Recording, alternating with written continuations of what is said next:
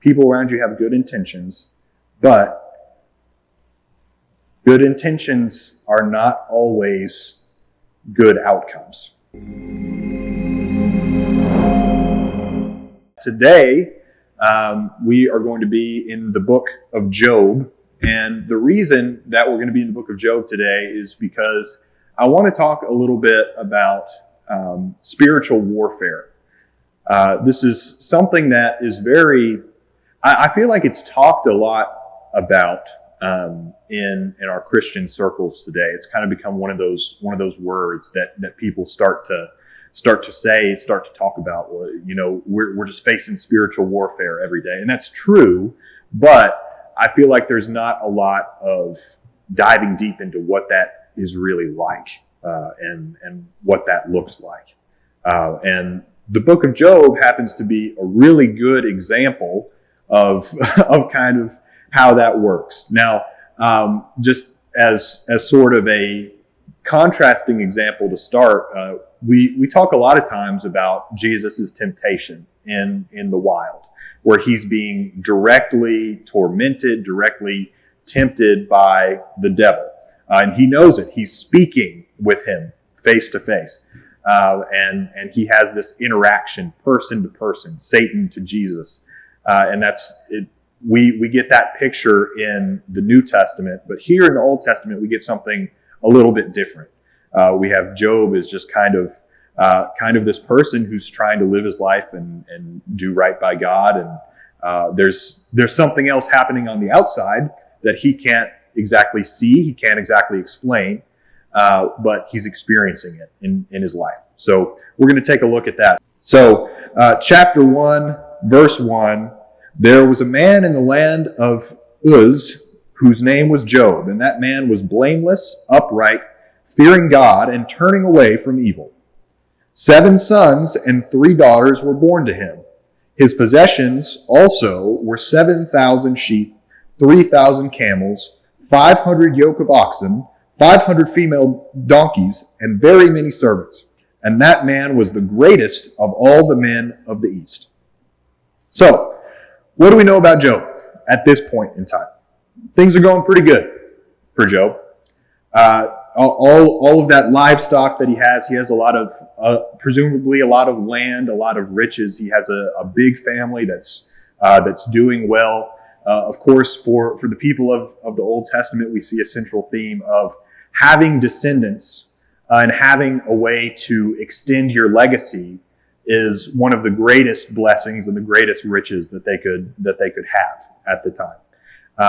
And God has a lot of miraculous interventions in that with a lot of people in the Old Testament. So when it mentions, he had however many sons, 7 sons and 3 daughters, the house of Job that would come forth from him was going to be very large and very prosperous. So Job is doing really well, and he's got all these riches and he's doing good. He's also a good person. He does right by God. He stands upright and blameless. He's a righteous man. He follows God. He trusts in God, and that's very important. So we have this picture of a man who is strong in faith. He's strong in his community. He's strong in business, because if you have 7,000 sheep, you're probably not using all the wool for yourself. So you're probably selling some of that wool and having quite a successful farm there. So that just kind of lines up who this guy is, who this man is. Strong in faith, strong in business, very wealthy man, powerful man. A really good picture of, an example of what a strong man of faith can be, and what you'd like to be. Everybody would probably put themselves in this position. So verse 4, his sons used to go and hold a feast in the house of each one on his day, and they would send and invite their 3 sisters to eat and drink with them. When the days of feasting had completed their cycle, Job would send and consecrate them, rising up early in the morning and offering burnt offerings according to the number of them all. For Job said, "Perhaps my sons have sinned and cursed God in their hearts." Thus Job did continually. So he's being a good father as well in God. He's praying for his children. He's giving burnt offerings for the sins of his children. He's wanting to give them that same faith that he has. So Job is extremely strong in faith, and that is something that is pretty well known by the heavenly court at this time. If the Bible establishes you as the greatest man of the East, then there's a good chance that you are a pretty strong and steadfast man in your faith in God. So down in verse 6, now there was a day when the sons of God came to present themselves before the Lord. Now I want to stop there too and just mention when it says the sons of God, that's of course referring to the angels, the heavenly beings in the court of heaven at the time. That's used in several places throughout the Old Testament. But I like that it uses sons of God, and this is kind of an aside, but I like that phrasing because it gives even better contrast to Jesus as the only begotten Son of God. There are many sons of God in heaven and on earth. We are all sons and daughters of God through adoption and through creation. He's our Father because He created us. He knit us in the womb. But Jesus is the only begotten Son of God. So just want to draw that contrast there. Just when you see the word Son of God, don't get worried. Oh, that's weird. Son of God, sons of God. I thought there was only one. Still unique. Jesus is the Son of God, the begotten Son of God through Mary. But there are many of us who get to be called that through adoption and creation. So the sons of God came to present themselves before the Lord, and Satan also came among them. The Lord said to Satan, "From where do you come?" Then Satan answered the Lord and said, "From roaming about on the earth and walking around on it." The Lord said to Satan, "Have you considered my servant Job? For there is no one like him on the earth, a blameless and upright man, fearing God and turning away from evil." So, he asked Satan, "What are you doing here? Where'd you come from?" "Oh, well, I was just doing my Satan thing. I was going about the earth, seeing what type of mischief I could conjure up." And God's like, "Well, here's a challenge. Have you seen my guy Job? He is really great. He's upright. He's blameless. He has faith in God. He has strength. Consider him. I wonder what you can do for him." And Satan takes this challenge and he runs with it. So then Satan answered the Lord, "Does Job fear God for nothing? Have you not made a hedge about him and his house and all that he has on every side? You have blessed the work of his hands, and his possessions have increased in the land. But put forth your hand now and touch all that he has. He will surely curse you to your face." Oof. So this is an interesting trick of the devil, and it shows you he actually believes it too. He says that a lot to people when he's influencing us, when he's tempting us to turn away from God. What he does is he does things to hurt us, to put things in our way, to try and deviate us from the path. And he's even telling God here that's his plan. He says, if somebody takes away all the great life that you've given Job, then he's just going to hate you.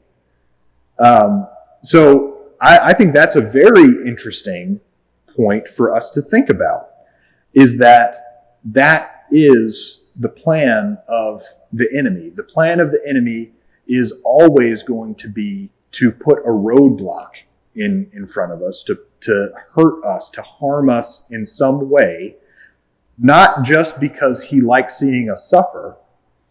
He likes sticking it to God by hurting his people and getting his people to run away and lose their faith and say to God, well, curse you, God, you've done this to me. Curse you, you took away all my stuff. Curse you, you made me sick. Curse you, you did this. And that's another thing. Those that aren't believers, those that don't have faith, actually bring that argument up quite a bit. They'll say, well, if God is good, why do people get cancer? If God is good, why are there natural disasters that hurt people? Why are there earthquakes and all those things? Well, it's not that sometimes, it's not that God doesn't do things, and it's not that God doesn't do things that might have a negative impact on some people, but the fallacy is that God is going in and poking and saying, okay, you're deathly ill now, and that's not how it works. We see here, God is not the one that is going to do it. What he does is he allows Satan to have the opportunity. Well, you do your worst, Satan, and we'll see. We'll see if Job actually turns away from me. So when we're talking about testing from the Lord and testing and challenging and trying to embolden our faith in that, which all of us will endure. We'll endure testing from the Lord. That doesn't mean we'll endure testing of the Lord is going to beat you down and torture you. But the Lord may allow you to endure temptation to see how strong that your faith is. And he might allow you on this earth, which is imperfect, and on this earth, which has struggles, and in this life, which has the curse of death because of sin, he might allow us to, face some things that are not good, so that we can weather the storm, and so that we can come out on the other side with him taking us through it, and we can have greater faith, and we can still look to him instead of running away from him. And that's our choice. It's our choice to decide whether we want to stick with God through the bad, or if we want to just say, you know what, I'm doing all this great stuff. I'm this awesome guy, and you still let this happen to me. That's not the way it should go. That's the way that Satan plans it to go when he attacks us. But we need to make sure that those plans are foiled. But put forth your hand now and touch all that he has. He will surely curse you to your face. So that's what Satan believes about the situation. That's his prediction. That's what he's, that's what he's putting all his chips in on. Then the Lord said to Satan, behold, all that he has is in your power. Only do not put forth your hand on him. So essentially he's saying, do your worst, just don't kill him. So Satan departed from the presence of the Lord. So he's given that opportunity to test him. And it's interesting, he has to receive that authority from God. Satan is subject to God. Sometimes there's these ideas that Satan and God are equal opposing forces, equal opposing powers. Not true. That is not true. Satan is subject to God. Satan being a fallen angel, there's never been a time where he was equal with God or had the power of God. Satan only has the power that God gives him. and he was banished into the wilderness of this world, just like just like humanity was, because he was just as in the wrong. So anything that Satan does is only because God allows him to do it, only because he has some bit of authority that he is given. And that just has to make him so mad. Because he's playing a game where he's constantly fighting against this one person who also makes all the rules. So I think, take happiness in that. He may have power. He may be able to do things that can hurt us, that can really cause us to stumble, that can cause us pain and grief. But at the end of the day, he will never be able to do anything that God cannot lead us through, because God is the ultimate power, and God is the one that is above all, including him, way above him. So I think that's interesting. He's allowed. Okay, I allow you. Go try it. And he does. He ends up,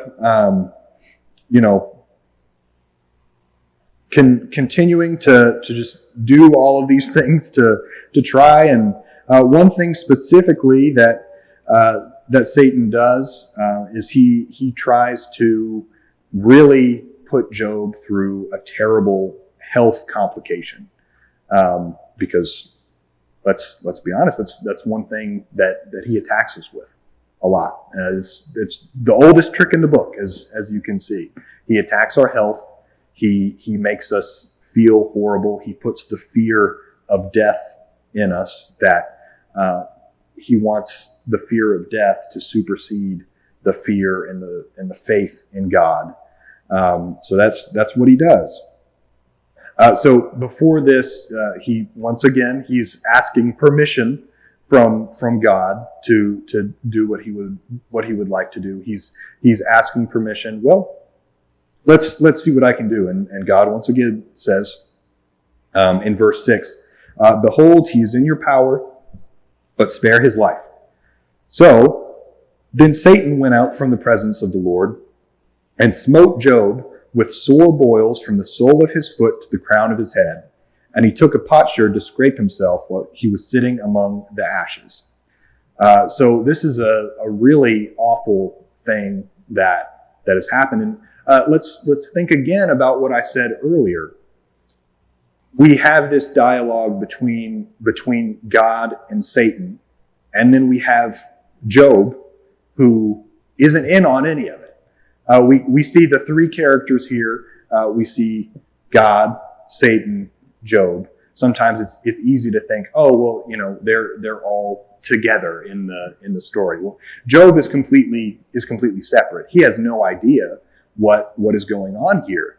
So he doesn't even necessarily know that he's enduring temptation. He doesn't even necessarily know that he's enduring a test from the Lord. He just sees, wow, things took a turn for the worse really, really quickly.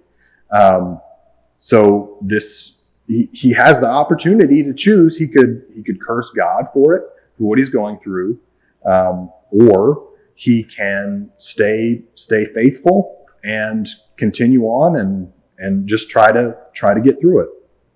So, and his wife, even, this is an interesting piece here in verse 9. Then his wife said to him, do you still hold fast to your integrity?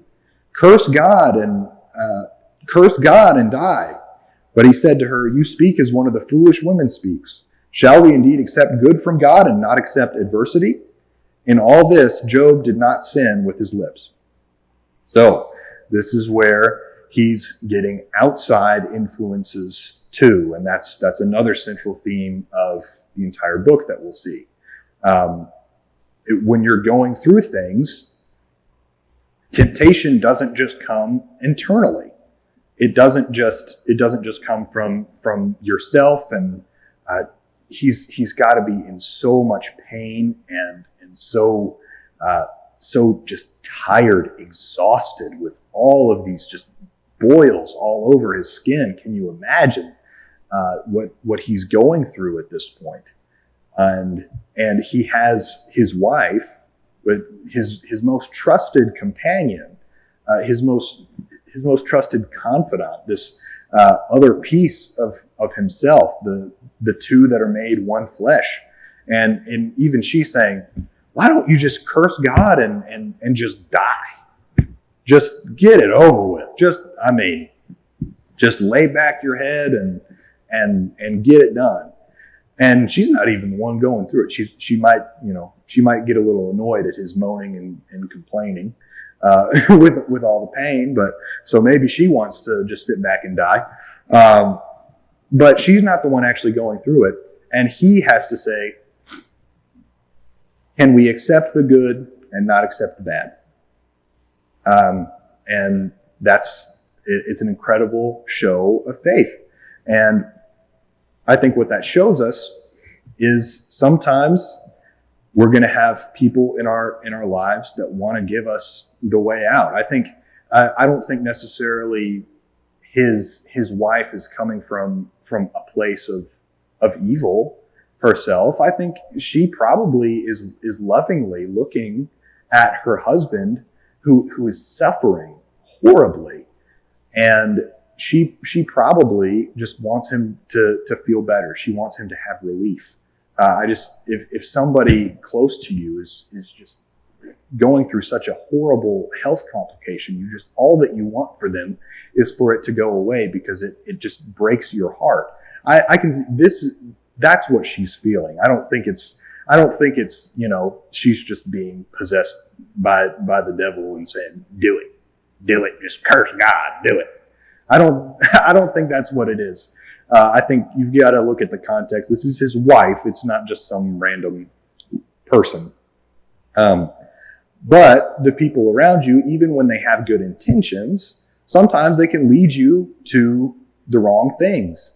And logically, this is something that we talked a little bit, the last time I spoke on wisdom and discernment. Sometimes there are things that logically make sense to us in our brains, but they're not necessarily what's right with God. Logically, if you have the opportunity to just curse God and then all of your troubles go away, logic says, do it. God's wisdom says, please don't do that. So she has good intentions. People around you have good intentions, but good intentions are not always good outcomes, right? So, beautiful picture of Job saying, nope, I'm not going to do it. God's done great things for me. He can do bad. Which we do know this isn't God doing it, but you've got to realize Job, like I said, he is an outside person. He's just as human as us. So if we get a flat tire, and if for whatever reason one of these situations was happening in heaven, and Satan was betting that he could get us to curse God with a flat tire, I really hope that that wouldn't be the case. But say he was, we would be completely oblivious. Job is completely oblivious to that. He is just experiencing it, and he is remaining faithful. So, as it goes through, you have a book. If you know the book of Job, there's just a lot of lamentation and just prayers and poetry of what Job is going through, and it's really, really a beautiful thing. But I think the reason that it is included here, I'm not going to read a lot of it, but I think the reason that it's included here is because not once does it say, God hates me. It's because God isn't good. He never curses God. He never blames God for what he is going through. Now he might say things like, "I wish I was never born," because he's going through such an awful time.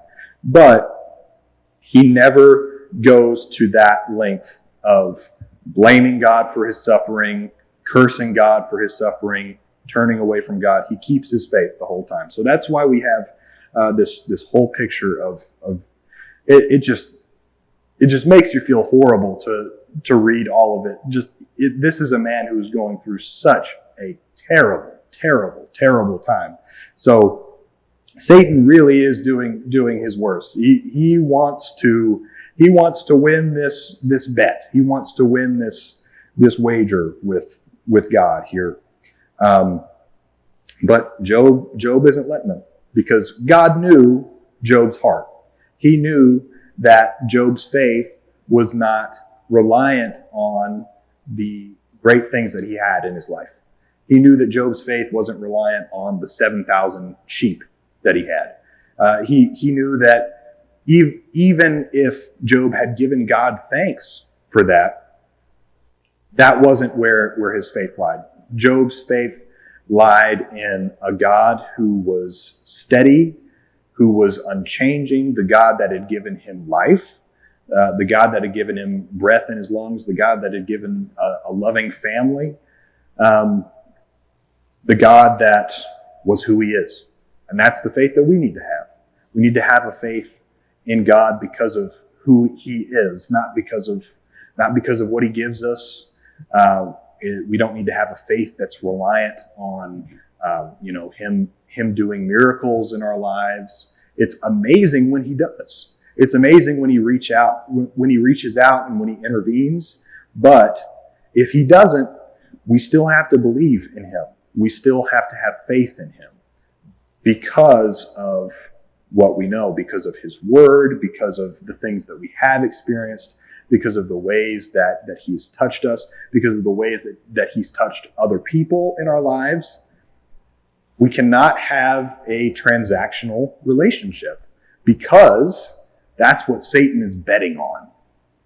Satan is betting on the fact that we have a transactional relationship with God, where as long as God is giving us the things that are good, is giving us the things that we need, is giving us the things that we like, then we'll stay faithful. But as soon as that faucet gets turned off, then we're leaving. And that's unfortunately the reality for some people. If it wasn't, then nobody would fall away. If it wasn't, then nobody would leave. If everybody had their faith rooted in what is right, rooted in truth, rooted in just a want for the future kingdom, a reverence and just feeling of true love for God and love for his son. If everybody had that, then we would be doing a lot better. The numbers of Christians nationwide, worldwide wouldn't be going like this. While other faith traditions were going like this, including those who were non-religious, that we wouldn't be dwindling, right? So I think we're in a transactional world where everything is kind of quid pro quo. You scratch my back, I'll scratch yours. So we think that we have to have that with God. The matter of the fact is, we really don't deserve anything. We know from the curse of sin and the curse of death that we don't even really deserve this life that we have, and yet we're given the opportunity of eternal life in the kingdom. So if you have any part of your faith that hinges upon other parts of your life, like if you say, I'm just glad that I've got this amount of free time, because if I didn't, then I probably would, all my faith life, my life with God would probably have to be the first thing to go. Reevaluate that. Reevaluate that, because Satan is betting on that. That's an entrance for him. That's the warfare. He's a strategist. He's not a very good one a lot of the time, as we see here, because he thinks he's so smart, and then he's really not. Satan's not all knowing. He doesn't have the power of God. Always remember that. He's a being that's not like us, but he's not like God either. So, just in general, I think that's what we see. It would be so easy for Job right now just to give it up. But he doesn't, because his faith, and no part of his faith, hinges on the things of this life that he feels that he deserves, or that he's built up, that he's been awarded. So another piece of Job, and this kind of starts out. Let's read still in chapter 2, and starting in verse 11, which I guess is where we left off. Now when Job's 3 friends heard of all this adversity that had come upon him, they came each one from his own place. Eliphaz the Temanite, Bildad the Shuhite, and Zophar the Namatite. How'd I do? Okay. Well, you get the picture. Y'all are reading it. Whatever that is where he's from. So they made an appointment together to come to sympathize with him and comfort him. When they lifted up their eyes at a distance and did not recognize him, they raised their voices and wept. And each of them tore his robe and threw dust over their heads and toward the sky. Then they sat down on the ground with him for 7 days and 7 nights, with no one speaking a word to him, for they saw that his pain was very great. So we've already talked about his wife. That's a close companion of his that loves him, that cares for him, and just sees him suffering. These are 3 more people, three of his longtime friends, who they didn't even recognize him when they saw him, because of how horribly he had succumbed to these boils and this skin condition, and they saw that he was in such pain, and they wept when they saw him. So more good context. These are people who do love him and do care about him. So then in chapter 4, great intentions. All of these people have great intentions. They care about Job. They just want the best for him. And they want to try and, cheer him up with some words of encouragement. But then it also turns into something that's just wrong. So in chapter 4, this is Eliphaz, and he kind of has the first thing. And essentially what he says is that if you're innocent, then if you were really innocent, then this would not be happening to you. The innocent don't suffer. So he says, let's go down chapter 4, verse 7. Remember now, whoever perished being innocent, or where were the upright destroyed? According to what I have seen, those who plow iniquity and those who sow trouble harvest it. By the breath of God they perish, and by the blast of his anger they come to an end. The roaring of the lion and the voice of the fierce lion and the teeth of the young lions are broken. The lion perishes for lack of prey, and the whelps of the lioness are scattered. So he just has the wrong idea, and it's still pervasive today. And it's part of what we face. Sometimes it's not even just it's not like the wilderness where the devil is trying to trick us with direct words that he's saying to us. Sometimes it's just those words that stick in our heads. Say, well, why would God do this? if it's an innocent person? Why would he do this? That doesn't make sense. That doesn't sound like God. God would never do that. So then it gets to this idea, oh, well, Job must be doing something wrong. Job must not have enough faith.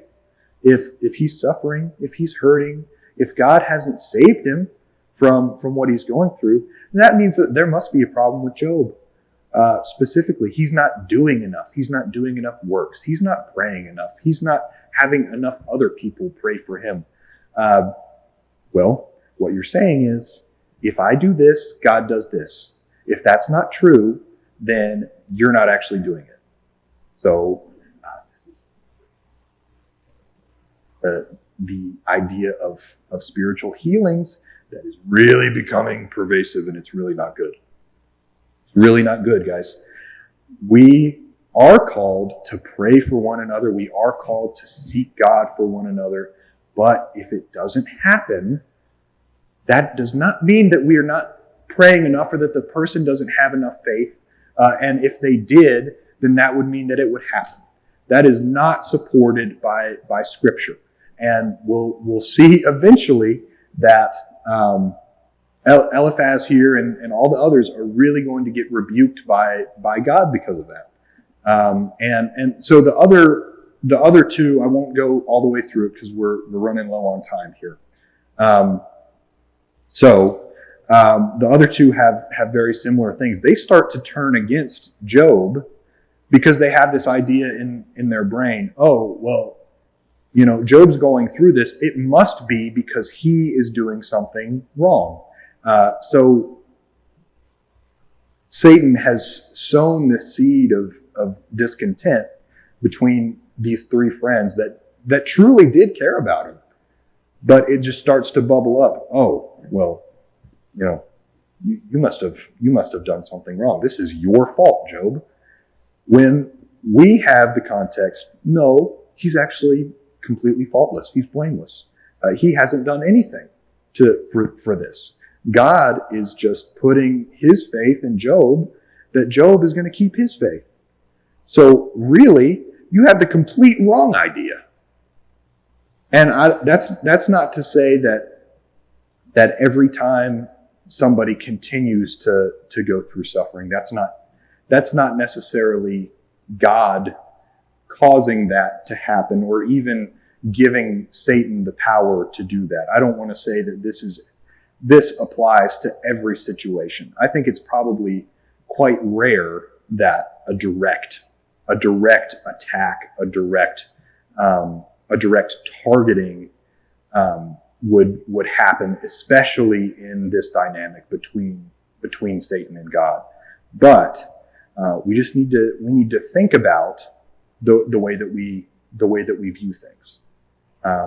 We have to change our perspective from good people good, bad people get bad. God just rains down the blessings on all of his favorites and all of the people that do the things that he likes. And the people that don't do what he likes, he attacks them and curses them and all of that. That's not the situation. So very quickly, let's go to the end to see what God says and what God does. So 42 and verse 7. It came about after the Lord had spoken these words to Job that the Lord said to Eliphaz, my wrath is kindled against you and against your two friends, because you have not spoken of me what is right, as my servant Job has. Now therefore take for yourselves 7 bulls and 7 rams, and go to my servant Job, and offer up a burnt offering for yourselves, and my servant Job will pray for you. For I will accept him, so that I may not do with you according to your folly, because you have not spoken of me what is right, as my servant Job has. So, wow. What's happening now, and when I say this word, it's just because it's the word that's coming to my head. Don't think that I'm trying to put him in the same position as Jesus or anything like that.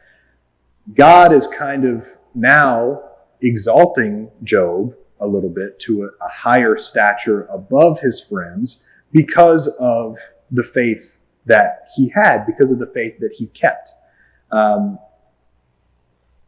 Once again, that idea of the Lord giveth and the Lord taketh away. That's what Job held through all of this time, where his friends have this completely transactional point of view of the relationship with God. And because Job understands that God is good all the time, God is always good, no matter what comes before you, no matter what is attacking you, no matter what temptation you're facing, God is always good. We can never lose that point of view. Job kept that, and God honored him for it. And eventually he restores all of the things that he allowed Satan to destroy. That's not always what happens for us, but we have to keep that for ourselves. Whenever we're faced with the warfare, the best battle plan is to always say, God is good no matter what. To keep faith strong, don't look away from God, don't curse God either out loud or in your heart. Don't blame God for your suffering, and that's the easiest way to win against the devil, against the evil forces that are around us. That's step number one. As the infantry of the Lord, our goal is to just say, yes, Lord, I accept you. I thank you for giving me life. Find something to thank him for. Find something to revere his name for. And things should work out well in the end. Thank you for watching 21st Century Reformation. If you enjoyed this video, make sure to subscribe to the channel so that you can get notified about new uploads. For other resources, visit our description box below and you can see our website that has many other resources on the One God faith and our other social medias as well.